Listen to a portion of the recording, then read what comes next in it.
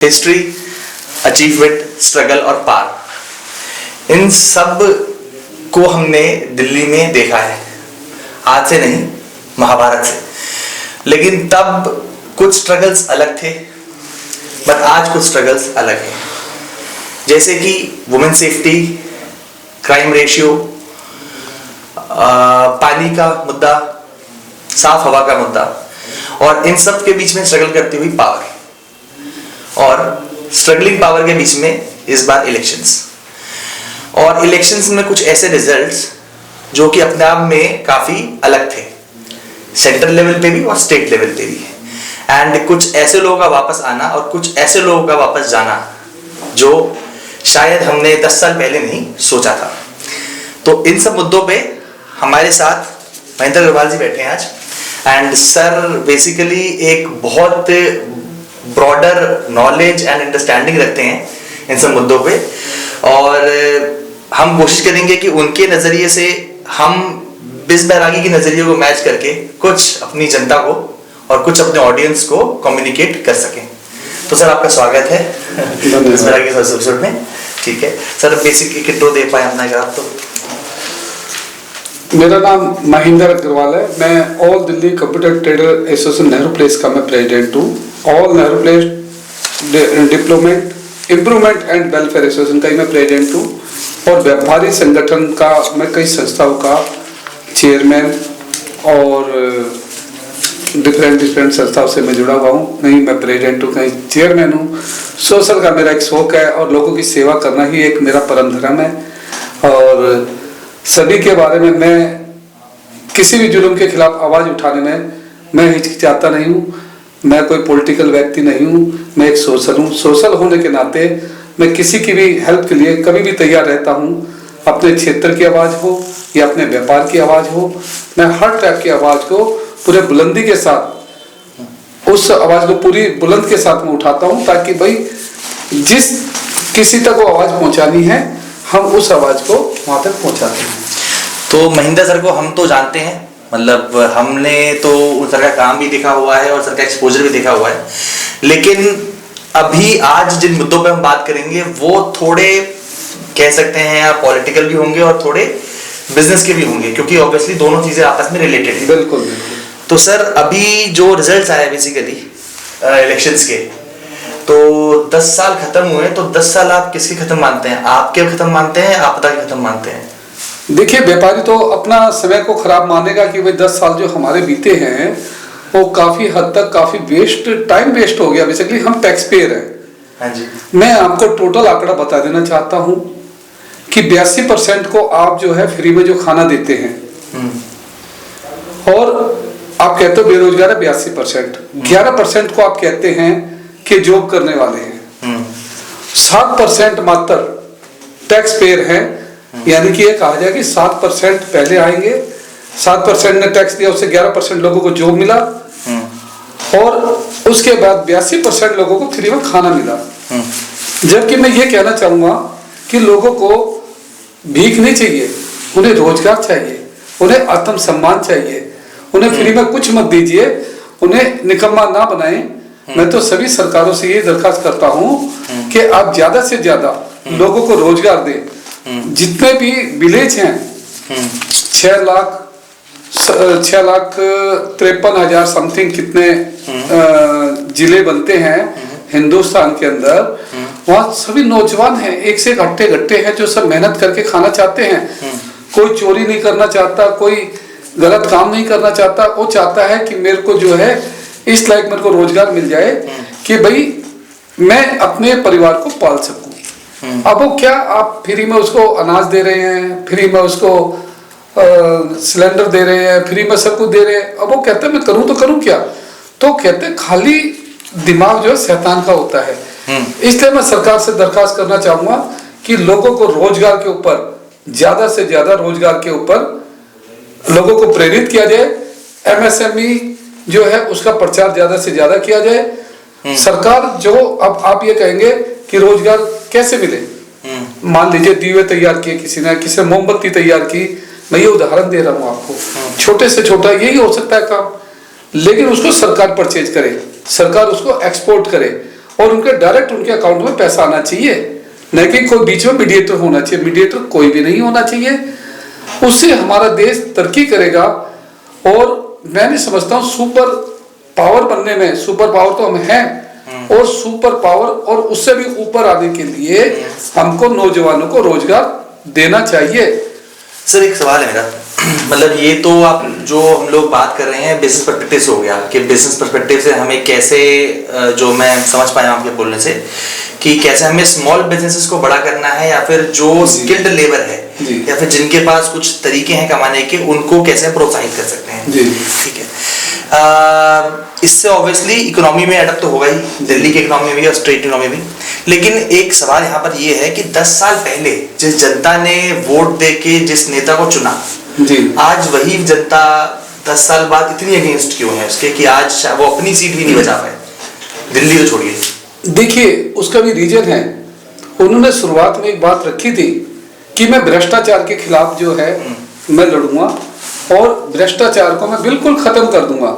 और जो भी नेता लोग हैं, जितने भी नेता हुए, मैं नाम तो नहीं लेना चाहता, लेकिन जो भी नेता थे जो भ्रष्टाचार में लिप्त है, उन सबको मैं जेल में पहुंचा दूंगा। लेकिन कुछ समय के बाद ही वो खुद ही उनके साथ मिल जाते हैं। और पब्लिक देख रही थी कि हमारे साथ ये क्या हुआ। हम तो ऐसे थे कि जैसे हमको किसी ने बहुत बुरे तरीके से ठग लिया हो, और हम यही सोचते रहे चलो कोई बात नहीं, हो सकता है शायद कुछ इनको गलतफहमी हो गई होगी, हमने दोबारा फिर चांस दे दिया। क्यों, पब्लिक तो एक ऐसी है, उनको कहा गया भाई हम तुमको ये भी फ्री में दे देंगे, ये फ्री में दे देंगे। वो पब्लिक फ्री के चक्कर में उनको नहीं पता था इसका मतलब क्या होता है। फ्री में तो कभी कुछ लेना ही नहीं चाहिए, उसका तो कई गुना बढ़ा के तुमको देना पड़ता है। अब देखिए ना, हमारा देश जो है अगर जो मैं अपनी राजधानी को कहना चाहूँ तो सारी सड़कें टूटी फूटी पड़ी हैं, लाइटें नहीं है। और तो मैं क्या कहना चाहता हूँ कि हमारे जो एक्स सीएम हैं, उनको मैंने कई बार पर्सनली तौर पे कहा, नेहरू प्लेस से कालका जी में अगर जो आप एंटर करेंगे सबवे के द्वारा, तो वहां पर घोर अंधेरा था। उसका मैंने कई मीडियम चैनलों के माध्यम से मैंने आवाज उन तक पहुंचाने की कोशिश की, लेकिन उनकी कान पर जूं तक नहीं रहेंगी कि भाई वहां पर कुछ लाइटें क्या, उनको खाली एक फोन ही तो करना था। उनके जितने भी नियर डियर थे, मैंने उन सबको बोला कि भाई साहब यहाँ पर ऐसे कर दी, तो एक छोटा सा काम भी नहीं कर सकते आप, अपने घर के पास में सफाई नहीं कर सकते, आप देश की सफाई कैसे करेंगे। सर एक सवाल है मेरा, मतलब आपकी उम्र क्या है वैसे, मतलब देखिए मेरी उम्र तो काफी हो गई है, फिर भी मतलब भाई हमारी जानकारी के लिए थोड़ा। भाई मेरी उम्र लगभग 58 साल के आसपास हो चुकी है। और सर बिजनेस कब से कर रहे हैं, कौन सी एज से? मैं 86 से कर रहा हूँ यहाँ पर बिजनेस। मतलब किस क्या एज रही होगी इस दौरान आपकी? एज रही होगी मेरी 16 साल के आसपास। ठीक है, और फिर मतलब बिजनेस से तो चलिए आपका नाता पुराना हो गया इस हिसाब से। अगर हम पॉलिटिक्स की बात करें तो इस तरफ कब आपका मतलब थोड़ा कहते हैं ना कि हमारा एक इंक्लिनेशन या फिर रुझान शुरू होता है, वो कब से शुरू हुआ? मतलब कब आपको लगा, या फिर होता है ना कि हमको पता होता है कि हमको ये करना है या फिर इसमें इम्प्रूवमेंट चाहिए या हमें एक सोशल लेवल पर उतरना है, तो अब उतरना है? देखिए मैं शुरुआत से जो है ना, सोशल का मेरे को बचपन से शौक है, और ऐसा नहीं है कि हम कभी पॉलिटिक्स में भी रहे हो या वैसे हो। हम तो बताए ना, हमारे को जहाँ किसी को ये लगता है कि जुल्म के खिलाफ आवाज उठानी है, ठीक है, हम उसके साथ शुरुआत हो जाते हैं, और इससे ज्यादा मेरे को कोई नहीं कहना। तो सोशल लेवल पे हम बात करते हैं भाई, ठीक है। तो सोशल लेवल पे कितना टाइम हो गया आपको, मतलब जैसे कहते हैं ना कि प्रॉपरली हम सोशली एक्टिव हैं टुवर्ड्स प्रॉब्लम ऑफ सोसाइटी, उसमें कितना समय हो गया होगा आपको? मतलब देखिए मैं तो ये कहना चाहूंगा कि हम बचपन से ही जो है सोशल रहे हैं।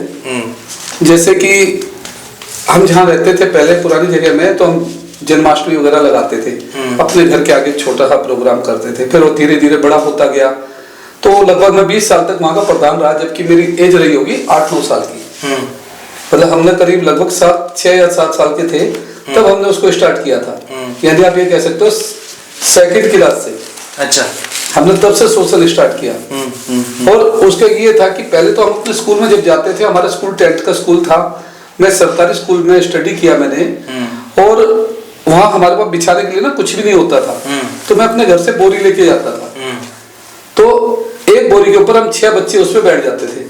तो मैं 5 बोरी अपने घर से लेके जाता था और जाके अपने वहां पर बिछा देता था और सब बच्चे उसमें बैठ जाते थे। फिर उसको जो है वापिस लपेट के अपने घर पे ले आता था। मैं डेली यहीं से मैंने अपना सोशल की शुरुआत की, ताकि इस हिसाब से अगर देखा जाए तो जो केजरीवाल जी के सरकारी स्कूल में बच्चे जा रहे होंगे वो दरी तो लेके नहीं जा रहे होंगे, सही जा रहे होंगे, मतलब क्यों क्लेम तो यही किया गया। देखिए आज वाले में और हमारे टाइम वाले सरकारी स्कूलों में बदलाव तो काफी आया है, इम्प्रूवमेंट हुआ है आपके साथ? इम्प्रूवमेंट हुआ है, इसमें देखिए कोई दो राय नहीं है। मैंने क्या कहा, मैं कोई पॉलिटिकल नहीं हूँ, मैं एक सोशल होने के नाते देखिए स्कूलों में इम्प्रूवमेंट तो हुआ है। जो सच्चाई है, जो सभी को मानना भी चाहिए कि भाई जो काम हुए हैं उसको कहना चाहिए हाँ जी हुआ है, और जो नहीं हुए हैं वो नहीं हुए अपने। एजुकेशन में तो देखो उन लोगों ने काफी अच्छी तरीके करी है। अगर जो चाहे सरकारी स्कूलों में बहुत अच्छी स्टडी मिल सकती है, प्राइवेट स्कूलों की तो रिक्वायरमेंट ही नहीं है। आप देखें ना हमारे टाइम पर क्या IAS IPS ऑफिसर भी बनते थे क्या, वो सब टेंथ के स्कूलों में पढ़े हुए हैं। कोई वो वैसे स्कूल में तो नहीं है ना, किसके पास पैसे थे इतने। हमारे पास तो एक तख्ती होती थी, हम उसको रोज जो है गड़िया से उसको वो करते थे डेली, और वापिस से मुल्तानी लपेटी और एक दवा और कलम दिया और चल दिए।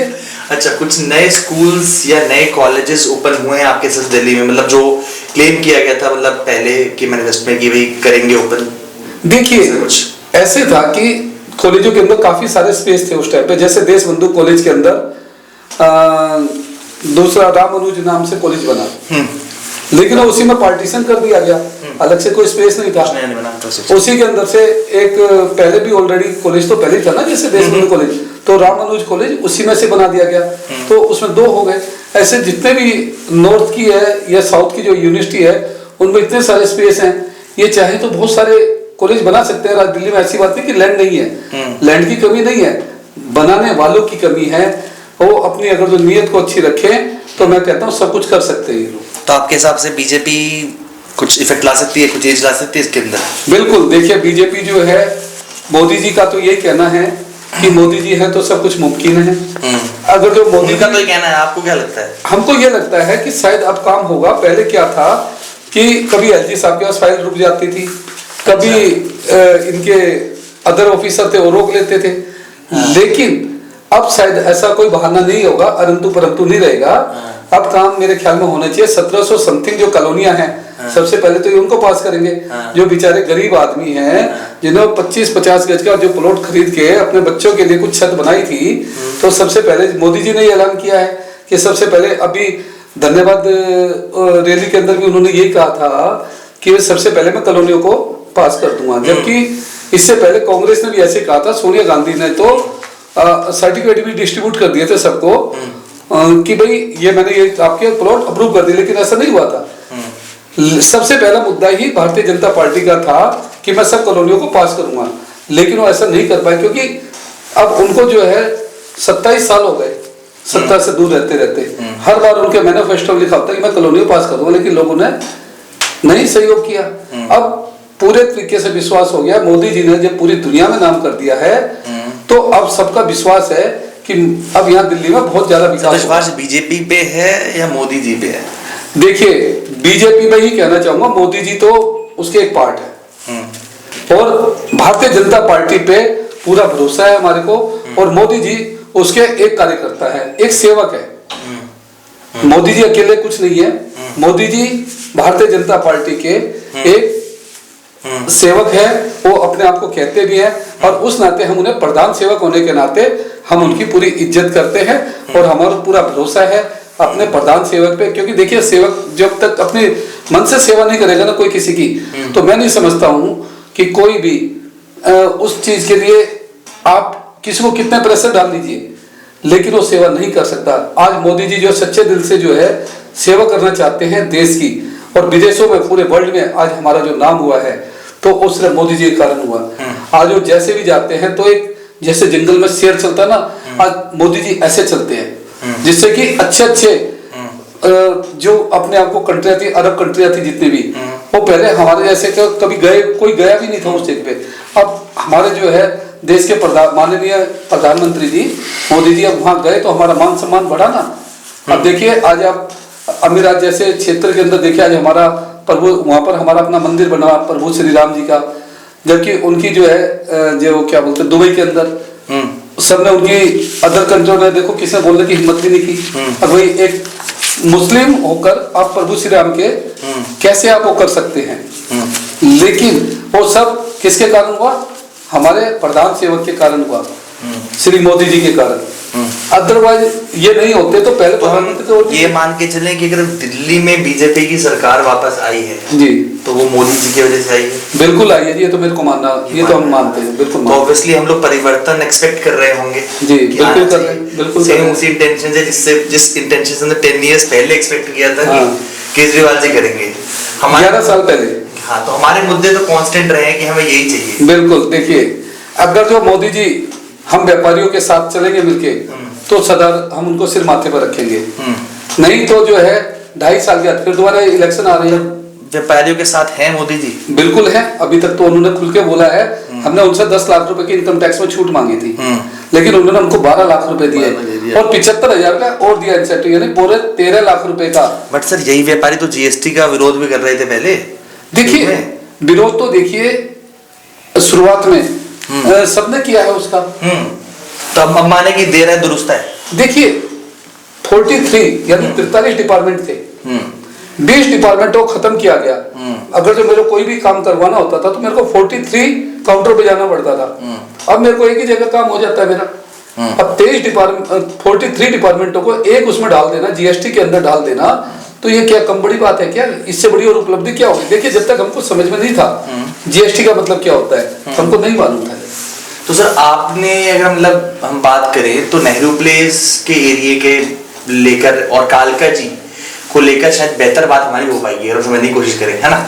तो नेहरू प्लेस में ऐसे कौन से मुद्दे हैं जो 10 साल पहले भी थे और आज भी हैं और जिनको आप एक्सपेक्ट करते हैं कि सॉल्व किया जाए अगले 5 सालों के अंदर? देखिए नेहरू प्लेस की अगर मैं बात करना चाहूँ तो मैं ज्यादा संक्षिप्त में ये बोलना चाहूंगा, वहाँ पानी की इतनी बड़ी समस्या है, टैंकर माफिया का राज पिछले कई सालों से वहां चला आ रहा है। और शुरुआत में हमने जब पहली बार स्टार्टिंग किया था अरविंद केजरीवाल जी ने भी कि नेहरू प्लेस के अंदर मैं व्यापार की समझ रखता हूँ, बनिया हूँ, व्यापार की समझ रखता हूँ, उनका ये डायलॉग काफी फेमस हुआ था। अच्छा। और उन्होंने अच्छे से किया उन्होंने। नहीं देखिए नेहरू प्लेस में उनकी तरफ से कोई ऐसी कोई समस्या तो नहीं आई। देखिए जीएसटी को लेके शुरुआत में आई तो उन्होंने हमारा सॉर्ट आउट भी किया। अच्छा।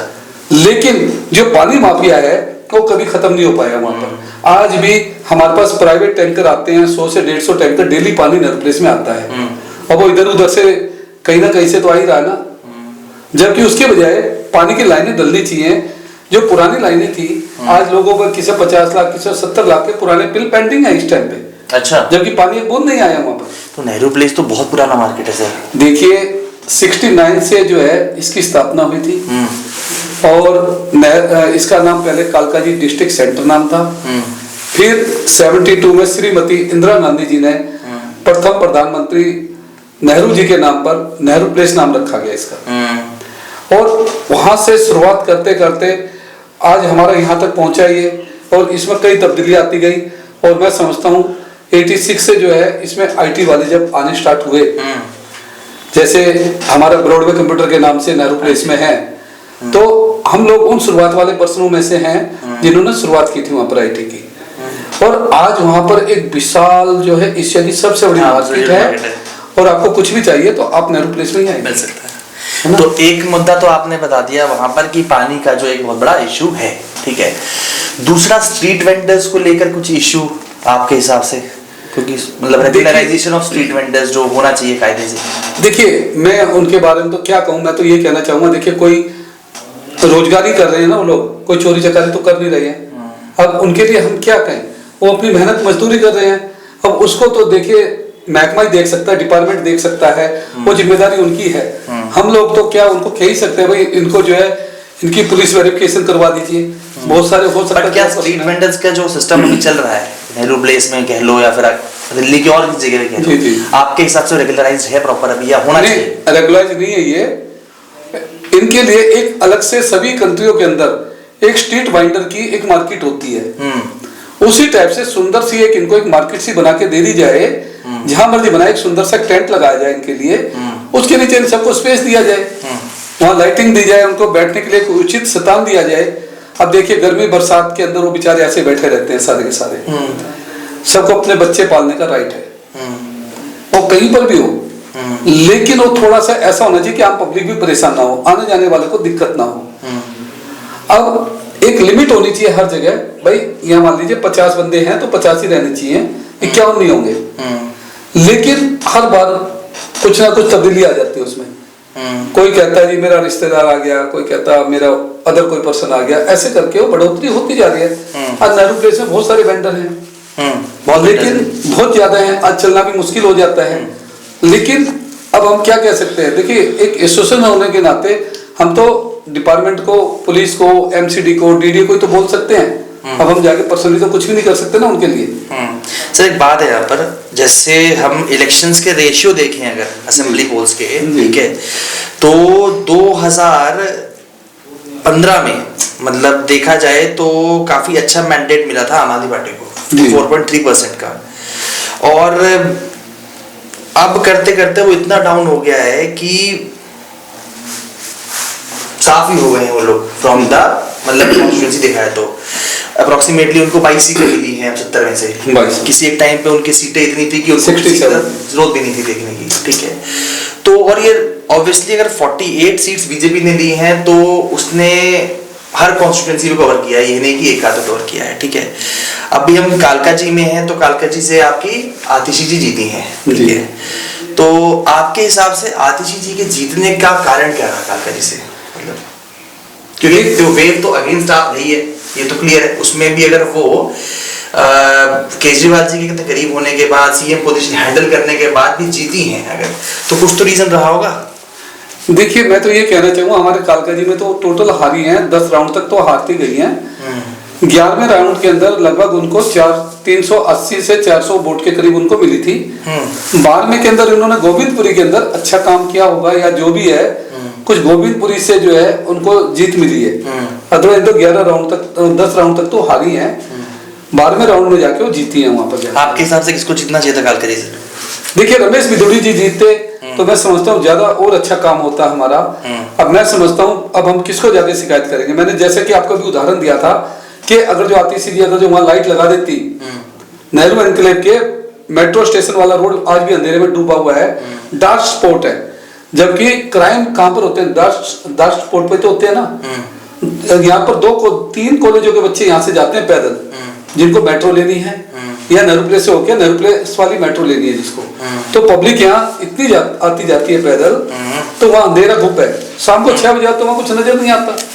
मैंने कितनी बार आपके मीडिया के माध्यम से, कितने चैनलों के माध्यम से मैंने इस चीज को उजागर किया है। और वहाँ पार्क है, पारस ग्राउंड जिसको कहते हैं, आज भी वहां पर बिल्कुल अंधेरा है। आप जाके अगर जो किसी कभी आपको टाइम लगे तो आप वहां पर जाके कवर कीजिएगा उसको भी, आपको पता चल जाएगा।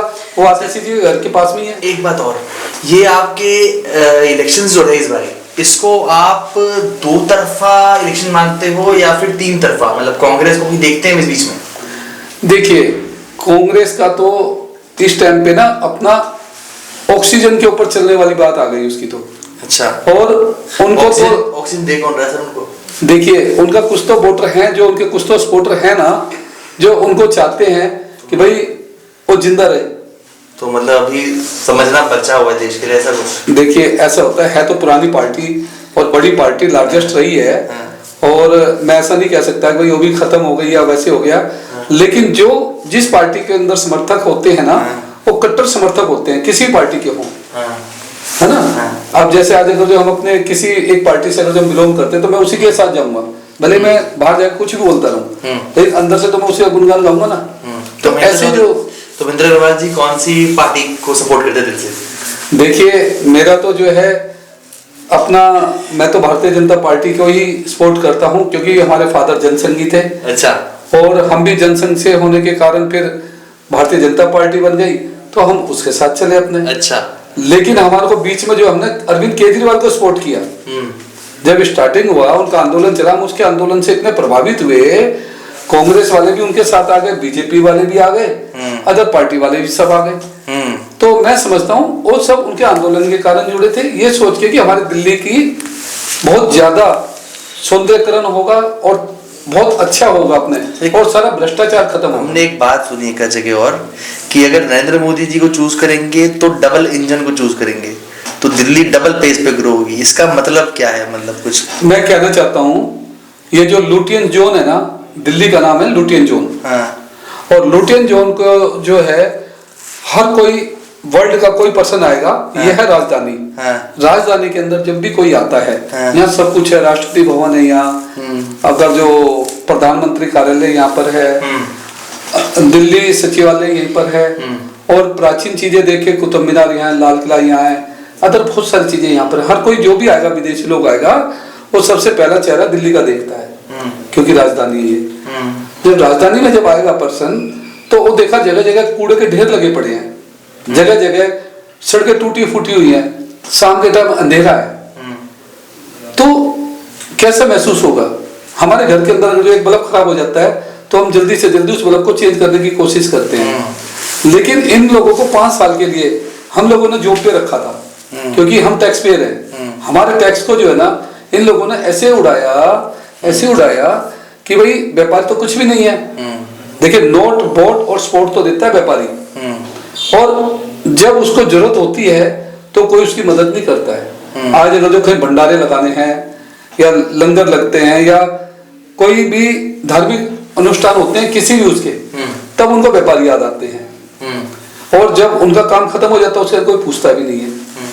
तो व्यापार लेवल पे अगर हम देखें, अगर डिफरेंट यूनियंस एंड हो रहे हैं दिल्ली में, तो क्या उन सब में संगठन है आपके हिसाब से? इंटीग्रिटी है, एक ही पॉइंट पे हम चल रहे हैं, या फिर वो में बिखराव है आपके हिसाब से? नहीं, व्यापारी सब एक हैं।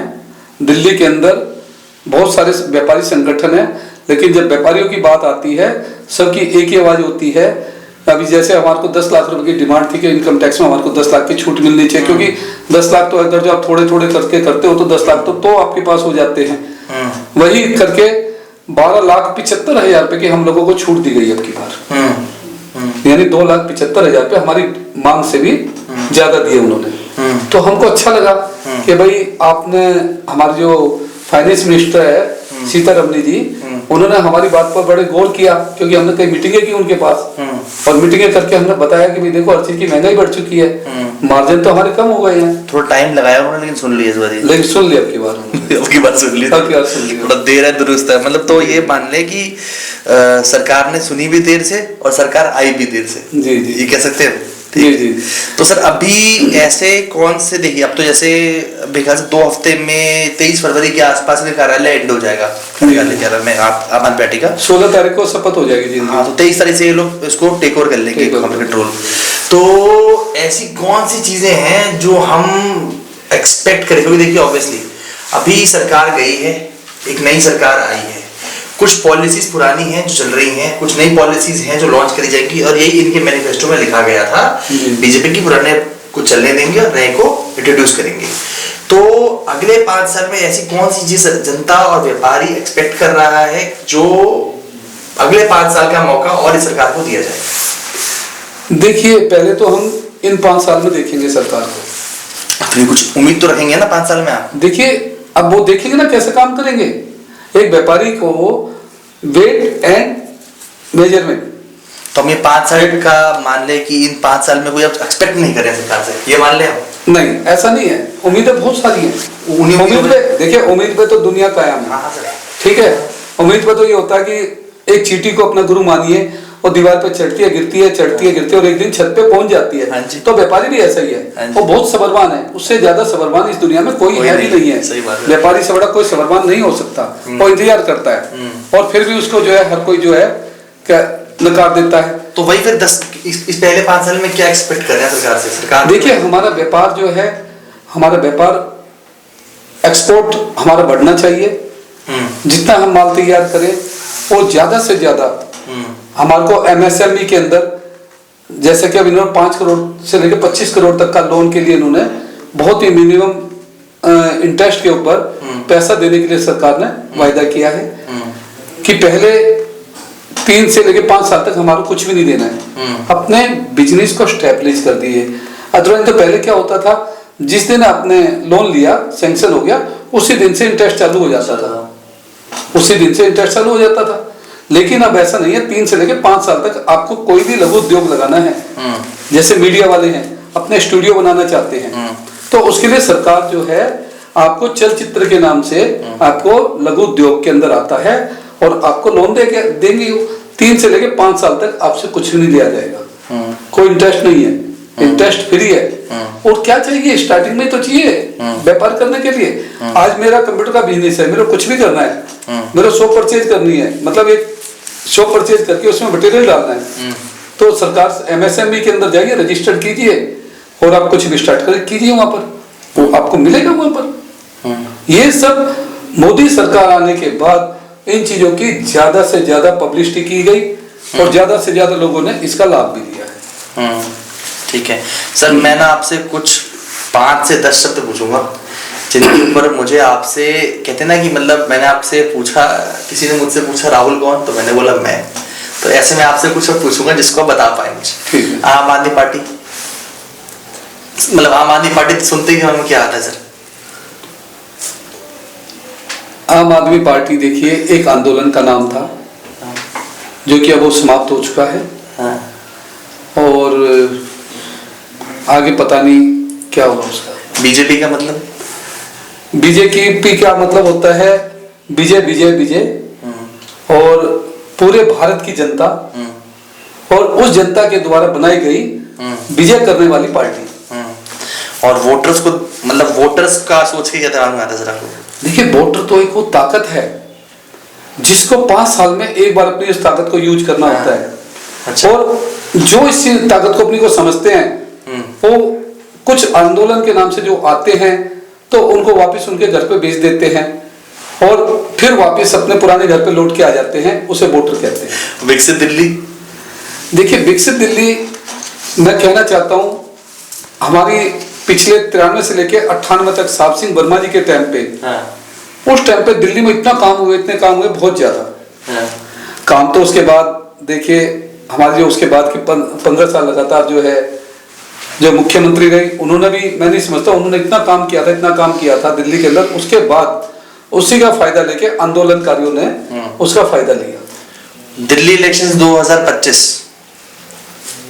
देखिए 2025 तो एक ऐसा सपना था जो आम वोटर लेना चाहता था और चाहता था कि बदलाव आए और हमारे को कैसे ना कैसे करके इन सब चीजों से छुटकारा मिले। नरेंद्र मोदी जी, देखिए नरेंद्र मोदी जी एक सतयुग में पैदा हुए और ऋषि और महान युग के वो पर्सन हैं। इनका तो पूरे वर्ल्ड में मैं समझता हूँ 500 साल पहले इनकी भविष्यवाणी कर दी गई थी कि एक ऐसा युग पुरुष आएगा जो पूरी दुनिया के ऊपर राज करेगा, जो अपने देश को सुपर देश बनाएगा। जैसे चाणक्य जी थे उस टाइम पे, तो चाणक्य जी में उन्होंने एक शिला नाम का जो देश था उसके अंदर मगध राज, उसके अंदर भी उसने जो है इसी तरीके से एक नॉर्मल बालक को वहां का राजा बना दिया था। ऐसे ये एक नॉर्मल युग पुरुष है और इन्होंने पूरे देश को ऐसा बना के दिखा दिया है कि ऐसा युग न पैदा हुआ है, ना होगा, ना फ्यूचर में आप कभी उम्मीद करें कि मोदी जैसा पर्सन कोई पैदा नहीं हो सकता। वो एकमात्र है, वो है नरेंद्र दामोदर मोदी। उसके अलावा मैं नहीं समझता हूं कि उस जैसा कोई युग पुरुष कोई पैदा होगा फ्यूचर में। व्यापारी महेंद्र अग्रवाल जी, देखिए व्यापारी महेंद्र अग्रवाल जी तो एक ऐसे हैं कि भाई कोई भी आए, किसी को अपना नया व्यापार के बारे में कोई भी किसी प्रकार की कोई जानकारी लेना चाहता है, फ्री ऑफ कॉस्ट कभी भी आए, मैं आपकी उसकी मदद करना चाहता हूं। अच्छा। और मैं चाहता हूं यंग को मैं ज्यादा से ज्यादा देखना चाहता हूं उसको ऊंचाइयों पे जाते हुए। यही एक महेंद्र अग्रवाल का सपना है और इच्छा है कि भाई हमारे हर देश का नौजवान रोजगार पे रहे, कोई भी बेरोजगार ना रहे। यही हमारे दिल से इच्छा रहती है। मेरे पास कभी किसी को भी आना हो, मेरे को कभी भी किसी व्यापार के बारे में या किसी एनजीओ के बारे में, किसी संस्था के बारे में कोई जानकारी चाहिए, उसको महेंद्र अग्रवाल कहते हैं। अच्छा ठीक है। और अभी खत्म करने से पहले कुछ एक सवाल और है आपसे पूछने के लिए। जहां आपने अभी एनजीओ का नाम लिया, तो कुछ अगर आप बता पाए कि हमारे दिल्ली में एनजीओस काफ़ी चल रहे हैं, दिल्ली में भी चल रहे हैं और इंडिया में भी चल रहे हैं नेशनल लेवल पे। इंटरनेशनल लेवल पे तो खैर अपने ही अलग अलग एक नेशंस के सबके बोर्ड्स हैं वो कर रहे हैं। जो एनजीओस का क्या रोल है सोसाइटी में आज की तारीख में आपके हिसाब से, क्या होना चाहिए और क्या हो रहा है? देखिए, मैं ये कहना चाहता हूँ, एनजीओ अपनी तरफ से हर किसी की हेल्प करना चाहता है। उसमें पढ़े लिखे पर्सन भी हैं, एक से एक एजुकेटेड पर्सन आपको एनजीओ के अंदर मिलेंगे जो अपने इतने सालों तक स्टडी की उन्होंने और उन सब चीज को त्याग देते हैं। वो ये सोच के कि यार ये देखो एक जानवर है, इसका पैर टूट गया, जैसे JKBM फाउंडेशन है हमारी, उसका मैं चेयरमैन है जो महरौली के अंदर है, वहाँ राजेश सेजवाल जी उसके अध्यक्ष हैं उसमें।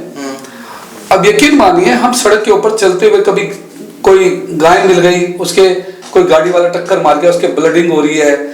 एक हमारे पास अभी केस आया था कि उसके बच्चा उसके फंस गया था अपने, तो हम उसको जैसे तैसे रेस्क्यू करके लेके आए उसको, और लाकर हमने अपने डॉक्टरों के साथ मिलकर उसका जैसे तैसे उसकी हमने जान बचाई। ऐसी एक और थी, उसका आधा जो है हिस्सा टूटा हुआ था, वो जैसे तैसे करके गाय थी, वो भी कोई रात को मार गया हुआ, छोटी बच्ची थी, अब तो पूरी गाय बन चुकी है वो। ऐसे बहुत सारे, एक नील गाय मिल गई थी एक बार हमारे को, उसकी जो है टांग टूटी हुई थी और हम उसको लेके आए डरते, मतलब भाई नील गाय तो एक ऐसी होती है कम से कम 100 फुट तक की वो छलांग मार सकती है, उससे लंबी छलांग कोई नहीं मार सकता। इसलिए आप कहीं सुनसान इलाके में जा रहे हैं तो आपको इधर लगता है कहीं नील गाय ना आ जाए। सर इतने एनजीओज होने के बाद भी और इतने सोशल एक्टिविस्ट होने के बाद, इतने मीडिया को एक्टिव होने के बाद, इतने रिफॉर्म्स आने के बाद, इतनी पुलिस प्रशासन होने के बाद भी सिस्टम स्ट्रगल कर रहा है अभी भी, ठीक है, और लोग अभी भी स्ट्रगल कर रहे हैं। लोग स्ट्रगल कर रहे हैं सिस्टम के साथ, सिस्टम स्ट्रगल कर रहा है लोगों के साथ। तो